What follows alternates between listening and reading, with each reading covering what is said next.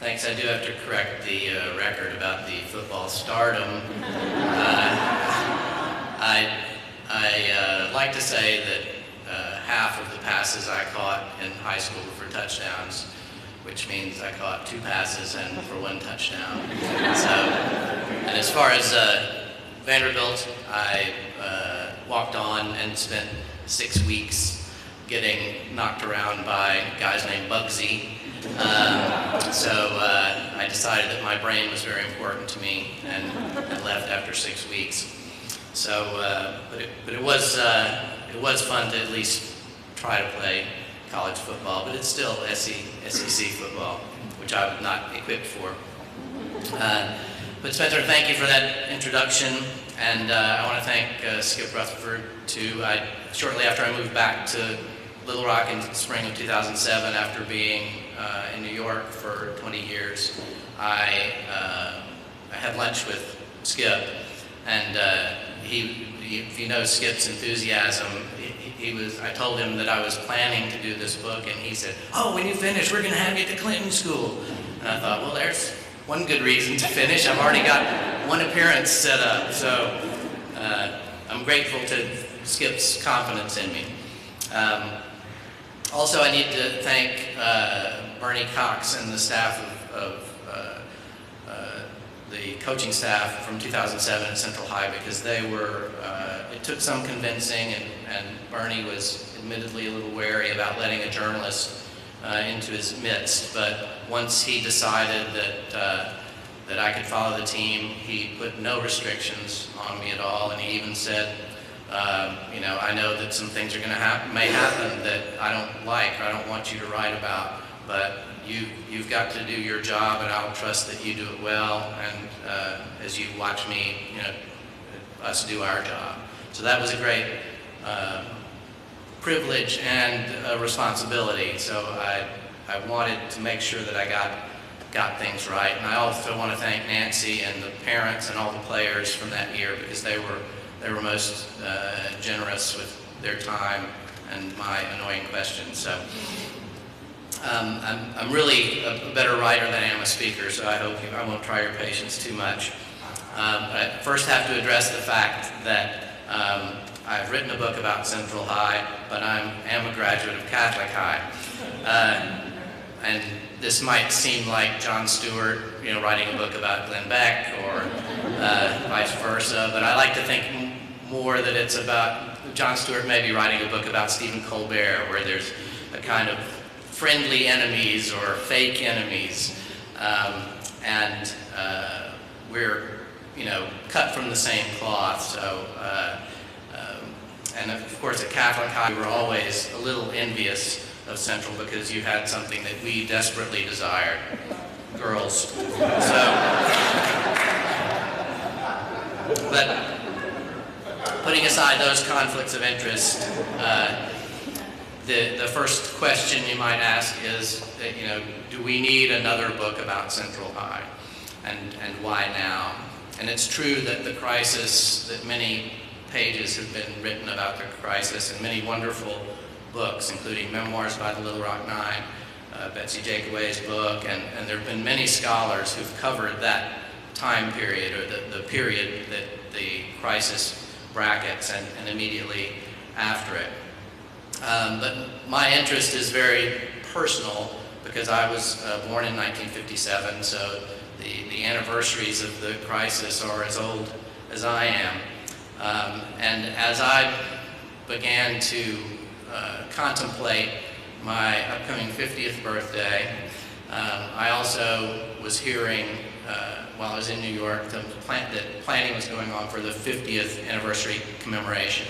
So I was just living in a 400 square foot apartment in Brooklyn and paying way too much money and freelancing, and so I thought this would be a good time to give up that life and to come back home and to see where race relations were in Little Rock today.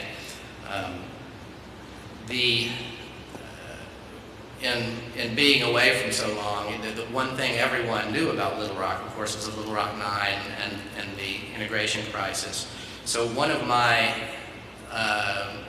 one of my goals was to tell people something they didn't know, which was about the sweep of Little Rock's history, because I think Little Rock has a fascinating history beyond just the crisis, and an important history. And the fact of my birth in '57 made that an important landmark, but there were many other things about Little Rock that I wanted to explore. And part of that was that I had come of age and grown up in the aftermath of the '57 crisis, but there was still racial tension going on in the early '70s. There was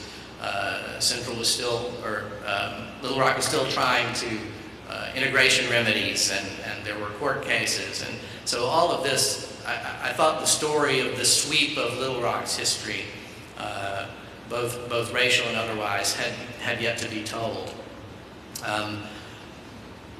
As far as football came in and how that came into the mix, there were a lot of correspondences that made it seem like a good place to ground the story.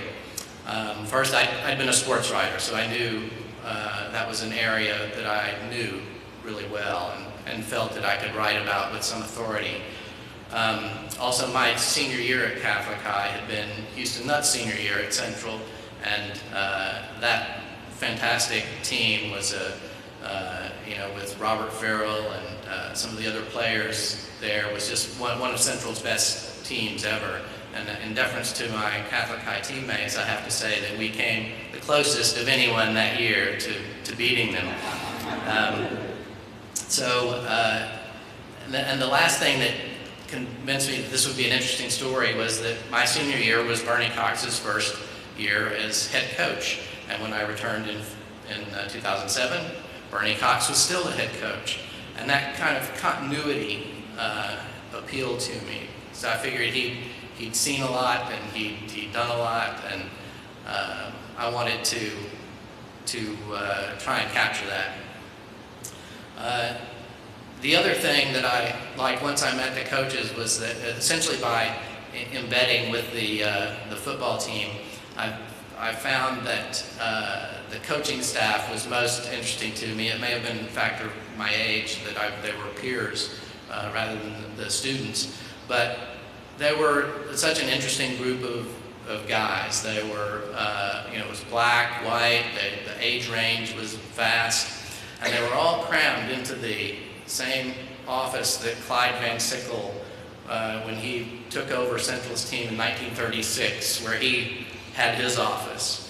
And I measured it, it's 270 square feet, and there were often as many as 8 coaches in there at a time. And like any workplace, there was a lot of joking, there was a lot of serious discussion, and it was also a vicarious thrill for me, having played football, to be able to be in the coach's office and wonder what they said, when they weren't on the practice field. So all these things I thought would make a great story. The other thing that made the book really personal for me was that when I was growing up in 7th and 8th grade, about all I was interested in was football. And that was the time when Little Rock was experimenting with busing as a remedy for racial imbalance. So 40 years ago this fall, I was in 7th grade at Forest Heights, and there were kids from the east part of town bused over to Forest Heights as well. And about 2 weeks before school started, we were going out for the football team. And I was sharing a football locker with a guy named Ezekiel Vaughn, who went on to become a great player at Central, and who is now a minister in Dallas. But I began to have that dawning realization that Little Rock was 2 cities. And my city, which was the country club pool and movies at the Heights, was completely separate, or largely separate from this other city that I really only knew half of the place where I grew up. A similar thing happened the next year when I was the one who was bused across town to Booker, which was a junior high then, and I went out for football 2 weeks before the season started, and got to know some of the African American kids on the team. So when I went into the classrooms or in the halls, I already had made some friends. And I'll never forget, there was one big lineman who, and soon after classes started, and there were tensions in those days. There were fights in the halls, and some of it was based in racial problems. And this big kid lineman took me aside and said, "Little Jay," because I was probably under 5 feet then. He said, "Little Jay, there's some rogues around here." And I'll never forget how he pronounced rogues, because I was interested in language too, and this wasn't a word I'd really heard before. But he said, "There's some rogues around here, and I want you to know if you ever get in any trouble, you just call on me." And it's only in subsequent years that I thought, what a gift that was that he had given me, that he understood that I was in his territory and that I might need some protection. So this is what football did for me. This was football. My introduction to integration was through these experiences with these kids who didn't look like me, but loved football and were willing to, accept me as friends of theirs. And I think at its best, this is what sports can do for us. So the last part of that experience that I want to mention was that it was also my first experience with call and response. And we were riding, we would take the bus from Booker over to Scott Field, and we had a really good team that year and won most of the games. So when we were riding back on the bus, some of the kids would start a chant, and I remember just joining in to, "Who are we? Jaguars. Say it again, Jaguars. One more time, Jaguars." And I thought that this was, we were all these different kids together, but for that bus ride back, we were just all Jaguars. And so football was very important in creating my idea of what integration means. So while it's a book of reportage and research, it's also a very personal book. And I want to I want to read you a quote that really struck home with me when I was doing research for the book. I was reading James Baldwin's Notes of a Native Son, and he just spoke so much truth that this one quote of his really struck home with me about, he wrote it in 1955, so it's 2 years before Central. But he said, "In the context of the Negro problem, neither whites nor blacks, for excellent reasons of their own, have the faintest desire to look back. But I think that the past is all that makes the present coherent, and further, that the past will remain horrible for exactly as long as we refuse to assess it honestly." And I'll also say that when I was growing up in Little Rock, I had a sense that the Central High crisis was something that was an embarrassment to the city, and that it wasn't something that you talked about freely or discussed. So when I read that quote, it hit home with me, because I remember not discussing the crisis and not learning very much about it in those times, except from textbooks. So with that in mind, I also want to, with the idea that the past is what makes the present coherent, I also want to ask by show of hands 2 questions. Who has heard this phrase applied to Central? The most beautiful high school in America. And who has heard the name John Carter? Both these events, or both these phrases, refer to events that happened in 1927.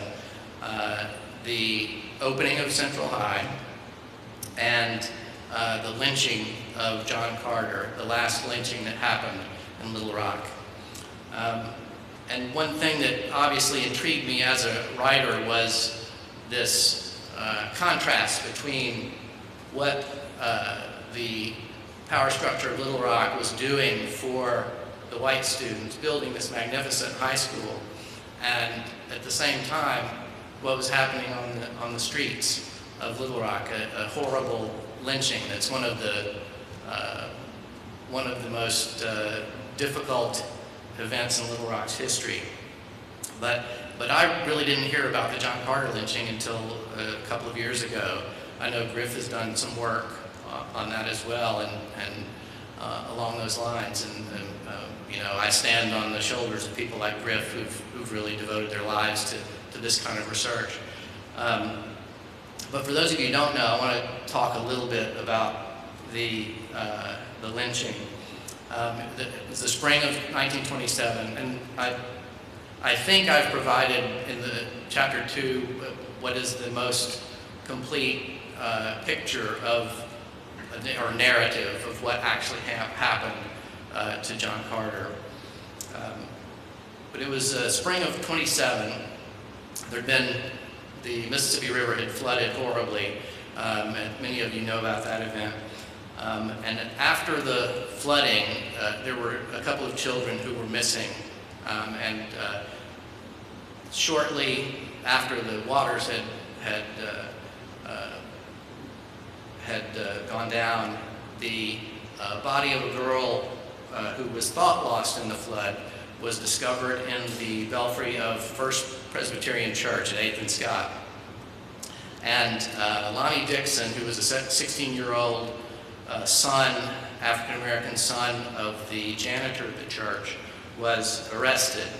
As soon as word got out that there'd been an arrest, lynch mobs started forming around the town, primarily at City Hall and at the facility called the Walls, the prison, which was south of Little Rock. And the city was basically in chaos. Finally, the sheriff, or the police chief at the time, spirited Lonnie and his father out of town, and they went to many cities across Arkansas trying to escape detection.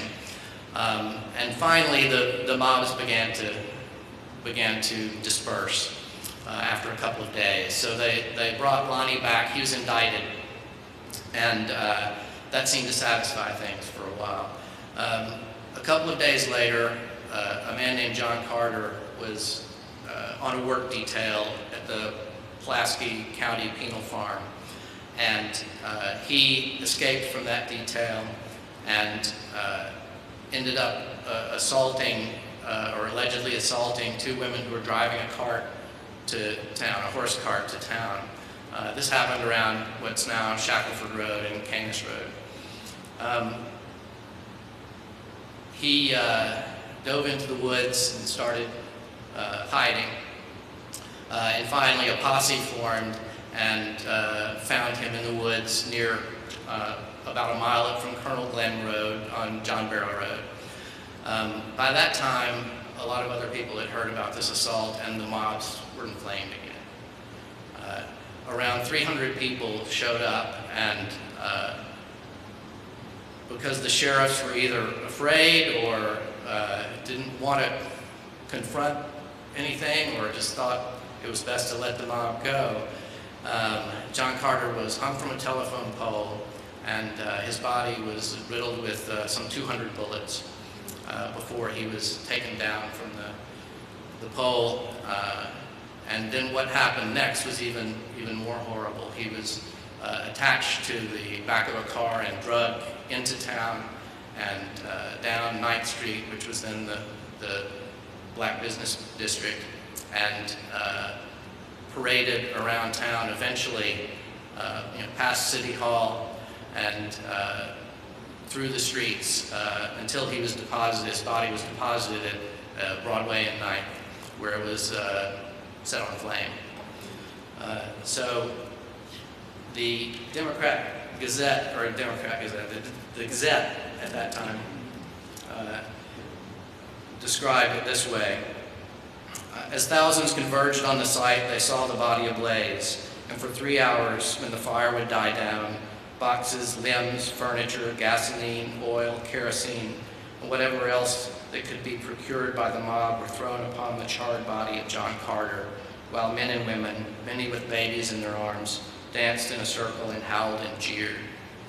So you can imagine, having read this story, I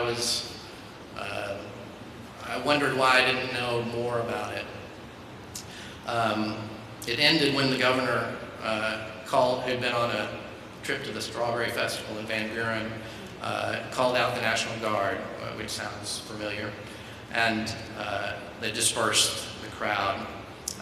Despite promise from officials who were in power at that time, no one in the mob was ever charged or indicted for the crime.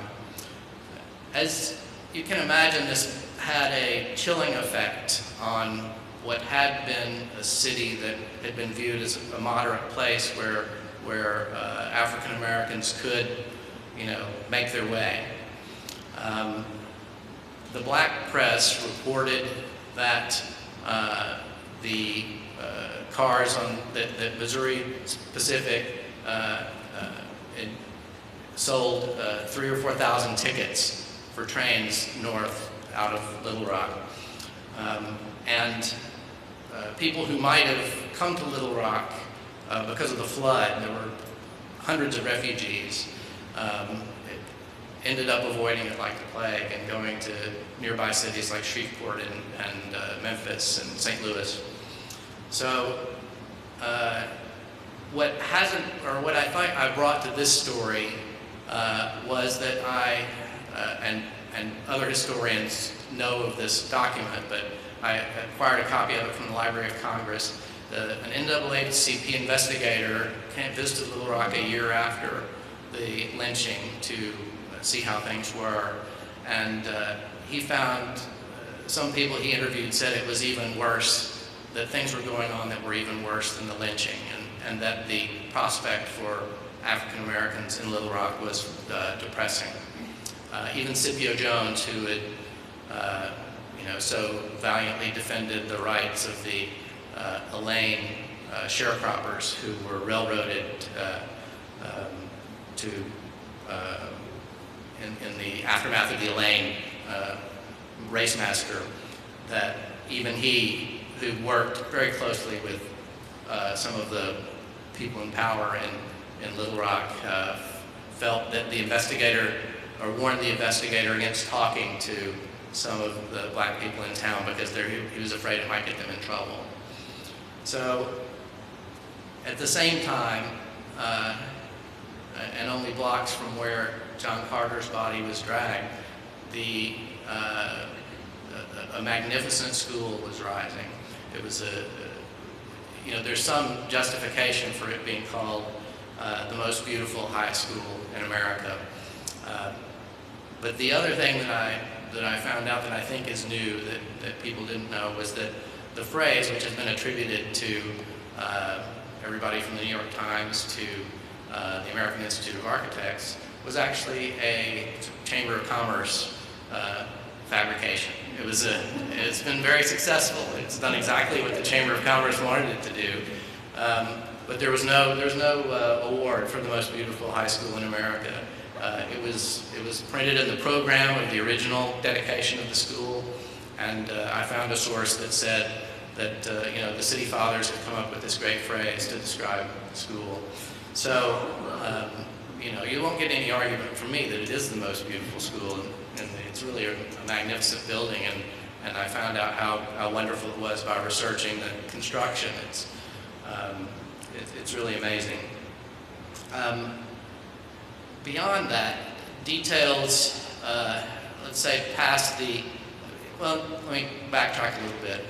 In light of what happened in 27, to me, it was somehow more understandable what happened in 1957, and that while there's not a direct line to be drawn, I think you would find that the story of John Carter was much more alive in the black community than it was in the white community, that in the oral tradition had passed that story down through the black community.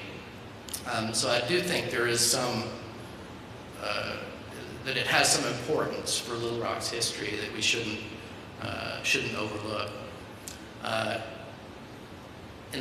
After 1957, there were, I think both the events of 57 and the events of 1927, the John Carter lynching, have underpinned some of the post-1957 issues that Little Rock was dealing with, whether it was urban renewal or the building of I-630.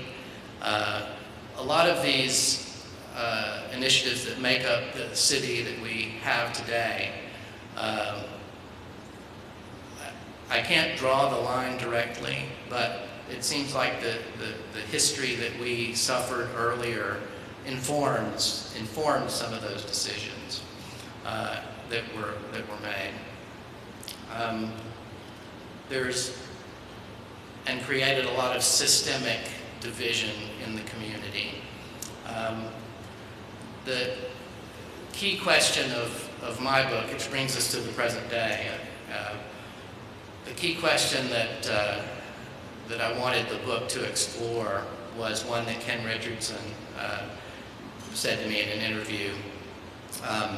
And his question was, and he was a brilliant football star at Central, by the way, but he asked the question of me, and I think it's a question that we here, the community can ask, but also that the country needs to ask.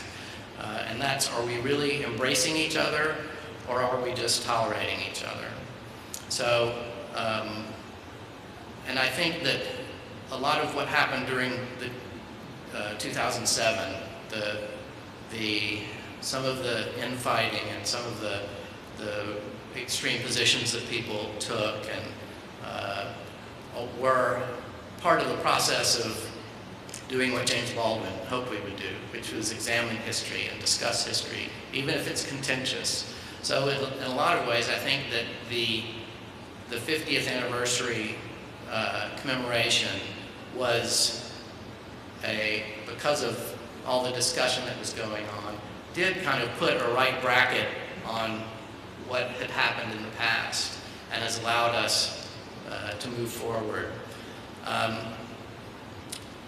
As far as the Central football team from 2007, they didn't live up to expectations, and there were a number of reasons for that. There was a dearth of leadership that the coaches had identified, and there were injuries, especially on the offensive line, was very, very thin.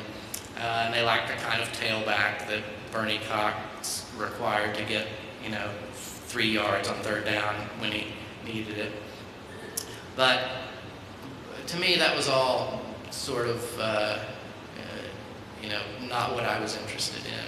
What I saw happening on the field, and what I'll remember from the season and being in the coach's office, was the small moments that make up our days, and the small decisions that we make every day that end up accumulating and affecting the way we live. So there's the bantering in the coach's office, and the time a player apologized for some of his actions in front of the team. And finally, I'm going to read this passage and then I'll close it over for questions. was a speech Bernie Cox gave right before the Catholic game. And it was a very moving speech about his friend and mentor, Clyde Horton, who was one of the great Central graduates of all time, a football star in the late 40s or mid 40s, who came back to Central as a coach in 1960 and has pretty much coached continuously, either as a volunteer or as on staff from 1960 through 2007. 2007 was his last year as a volunteer assistant with the team. And he had suffered from a mysterious disease in the 90s that almost killed him. Finally he was taken to the Mayo Clinic and diagnosed, but it was a very rare condition that left him just a shell of himself for a couple of years until they diagnosed it and found were able to treat it. And I wanted the two stories, the football team and the history of Little Rock and present day Little Rock politics and all, to just resonate with each other. I didn't want to draw direct lines or try and tie everything up, because I don't think that's how life works. But I do want to read this speech that Bernie Cox gave before the Catholic game, and you can decide whether it can apply to, the community at large. Here it is. Bernie's son, Brian Cox, had spent years searching for the names of all Tigers, and the letterman listed in his book about the century of Central football took up 17 pages, from an abbot in 1905, whose first name is lost to history, to Kenneth Zinni, who played on the 1957 undefeated national championship team. All 1,537 of them precursors to this team, all of them clad in black and old gold, just like Jared Green and Quentin Brown and Randy Rankin and Kalen Kellybrew. Cox began speaking again about another Tiger, Clyde Horton. If I get emotional, it's not because I'm such a great writer that I'm moving myself, but it's because Clyde Horton rode with me on every away game. He was my seatmate, and we got to be very, very close. So, and it's taking me back to that moment. But here's what Coach Cox said. He's one of the most fierce competitors that Central High has ever had, Cox continued. He went to Alabama to play football. He wasn't very big, but he was fierce. He wouldn't back down from anyone at any time. That's the reason I believe in my heart. I would sneak into the ICU when he was in the hospital with that disease he had. I wasn't supposed to be in there, only family could go in there. But I would sneak in there when the nurses weren't watching. If you could have seen Coach Horton when I saw him in the ICU. He paused and his eyes started to well. I said a prayer every time I saw him up there because I thought he was gone. But he made it. You know why he made it? I believe this with all my heart. He learned to compete against any and everyone as an athlete, as a young man. Whether you know it or not, he's still that way today, 79, 80 years old. That's something that's in you. That never leaves you. That's the kind of thing we're trying to instill in you, that spirit, that power. I've told kids for years, I love to see you grab each other. I love to see you grab someone's hand. I love to see you hug someone. That's not a show of weakness, that's a show of strength. That's a sharing of power and strength to me, sharing with your teammates and friends, those you respect and those you love. He couldn't say any more, and he bowed his head for the minute of silence they observed before every game.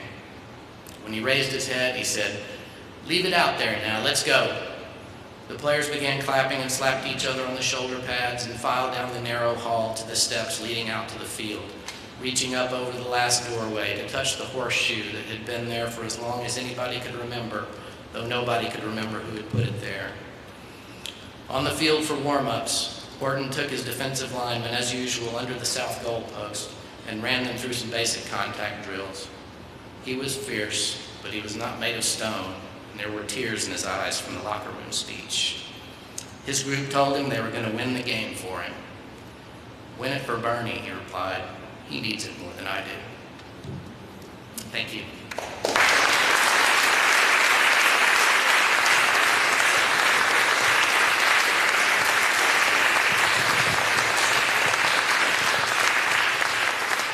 All right, we have time for some questions. If you would wait until the microphone comes to your hand so we can hear it. So, anybody have any questions? Besides Jimmy Faulkner over there crying. Jay, let me start by asking this. In the John Carter thing in 1927, where was John Carter's family? What did they do? How did they respond? What happened? What was the aftermath of that? I mean, we know the story, but what happened to the survivors? I mean, somebody had to go home that night and say, your son, your brother, your father. What happened? I'm not sure. I don't.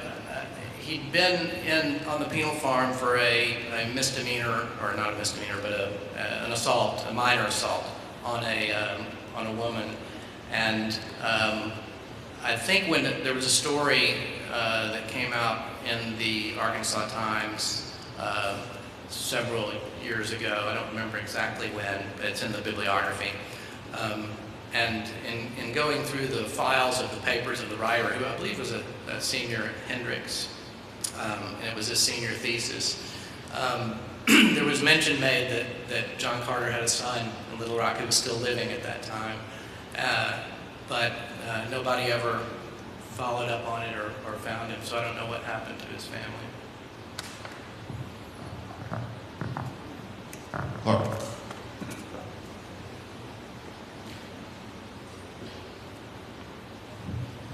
Jay, it came up numerous times in the book that Bernie Cox is this old kind of tough man, like you described him well, but he frequently said that it was, and he kind of touched on it in his speech, he would say to his players, I want you to be able to say, I love you, and it's okay to love each other. And that's a tough lesson to get across to kids who are, 14, 15, 16 years old, in a high school. And I just wanted to get your thoughts on that, and also tied into that, you talked a little bit, I mean, there's still lingering, issues. I mean, kids sitting white and black in the cafeteria. Do you think that lesson that it's okay to love each other is something that is easier found on the football field, or do you think it could be expanded to the broader school? To answer the second question first, it's true there are still divisions at the school, and one of the players that I talked to, Damian Lee, who was a junior that year, I asked him about, why don't the black and white teammates hang out together, or why is the lunchroom, divided? And he said, I said, does the school not give you enough, opportunities? And he said, no, I put it on the students. We're just, somebody has to step up and cross those boundaries that are so ingrained. So I don't know that from what I saw at Central, there was a lot of the kind of nurturing that Bernie Cox showed, or that I show Bernie Cox doing in the book, among a lot of the coaching staff, among the teachers. I sat in on a few classes, so I think that support is there, and that's one reason why I think that Little Rock School District's numbers, white enrollment numbers, are where they are, as opposed to, say, Memphis and Birmingham and Dallas, where whites really have abandoned the public school system. As far as the message of love, there was a party that I went to after before the Cabot game. It was all African American players, and they were making fun of that, that line, but they also kind of acknowledged its importance as well by kind of making fun of it, And I have to say too that those kids, they came from good parents who showed them a lot of love, and they were good kids. They were well behaved, churchgoers, and they took that their moral lives pretty seriously. So that was one of the surprising things for me, was that was how how nice the kids were, and I think that's attributable. Not, Bernie Cox reinforces that, but they get that at home. Yes, sir, Garth. Jay, of course, Central's had such an illustrious success in football in the previous years. What do you attribute their recent lack of success to? That's obviously the big question. I think it's, I'm going to dodge the question somewhat, but I will say that I think to generalize it, there's issues with big urban school districts and issues with small town school districts, and the Little Rock School District and its athletic programs, and a lot of them have had a downturn that we are not, as Little Rockians, are not used to experiencing.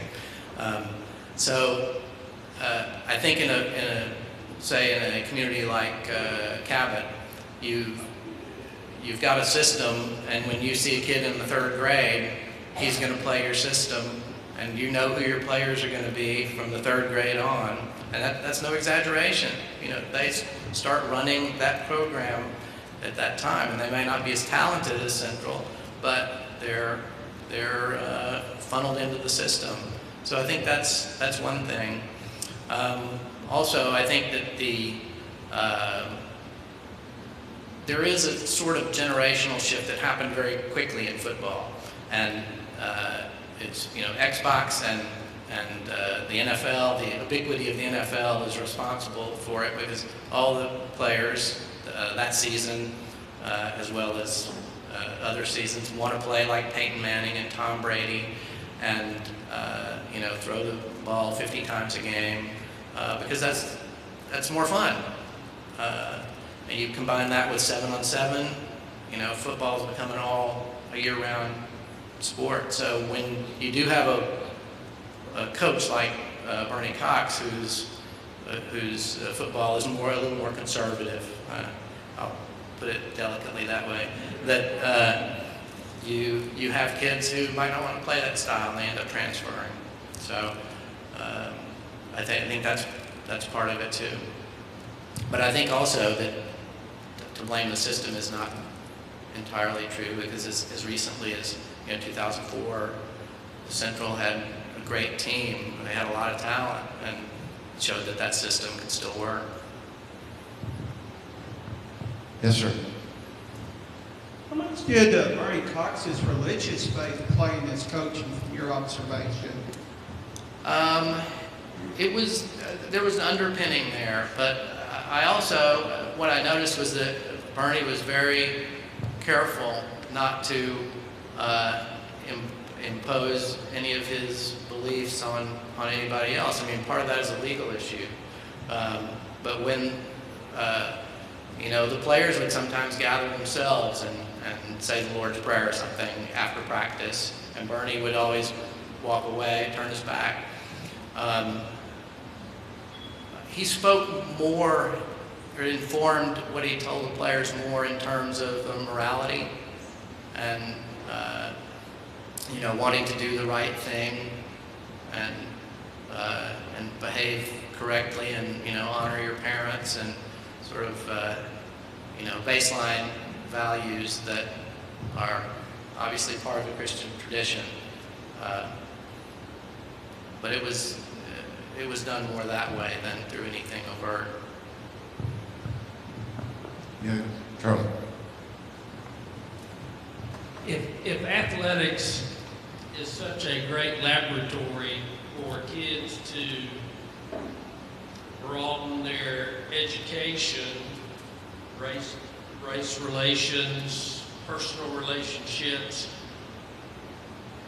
and I agree with that, and I think you agree with that, then why is it in at least the Little Rock district that I'm familiar with, is it so hard for the athletic departments to get the support of the administration to fund programs to so that these kids, black and white, can experience that? Well, it's the age-old question of funding, isn't it? You just, I think there's something of a philosophy that those, and maybe this is rightly so, that the resources should go in the classroom, and that's where you educate kids. I think it's somewhat short-sighted to say we're going to cut the extracurricular programs, because the ones that are cut are often the ones where, kids develop relationships with each other and learn to really get to know each other. So that's why you have, people protesting about the, dropping march programs that some, bureaucrats might think are extraneous. So, some people would think football is extraneous, but I happen to not be one of those. Let me just say that very few authors from Arkansas have their books reviewed in the New York Times book review section. Even fewer authors from Arkansas get reviewed by the Wall Street Journal. And when you look at his book appearances and people that are interested in this book, you can see that it has a broader appeal than just football. It is about the soul of American City, and I think you've done a great job with it. I encourage people to come now and buy this book and let Jay sign Carry the Rock. Let's give a round of applause for Jay.